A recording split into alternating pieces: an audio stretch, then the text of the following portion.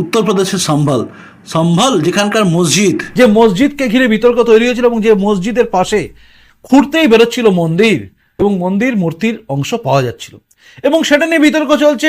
ASI কেন সেখানে survey করতে গেছে সেটা নিয়ে গন্ডগোল, এই সমস্ত কিছু হয়েছিল জানেন। কিন্তু তারপর ধীরে ধীরে পরিস্থিতি বদলেছে এবং ওখানকার মানুষ বুঝেছে যে যেটা সত্যি সেটা সামনে আসতে হবে এবং আনতেও হবে, তাই আসছে।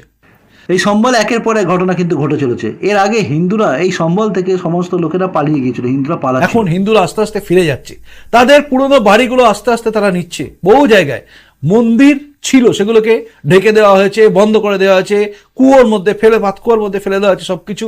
এই সমস্ত নিদর্শন আমরা দেখেছি।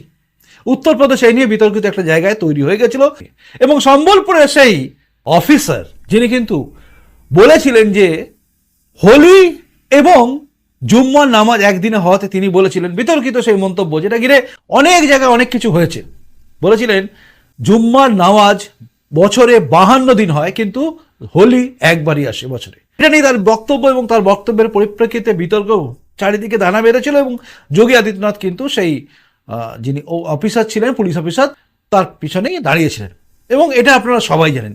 এরপরে গতকাল একটি ঘটনা কিন্তু খুব ভাইরাল হয়েছে এবং ব্রেকিং নিউজ হিসেবে বিভিন্ন জায়গায় ছড়িয়ে গেছে। সেটা কি জানেন? সেটা হচ্ছে এই সম্বলে, ওই সম্বল কিন্তু একটা অনুষ্ঠান করা হয় যেটা হচ্ছে গাজীর মেলা। মাসুদ গাজীর নামে ওখানে একটা মেলা হয় এবং সেই মেলার পারমিশন নিতে গিয়ে ধাক্কা খায় এই আয়োজকরা।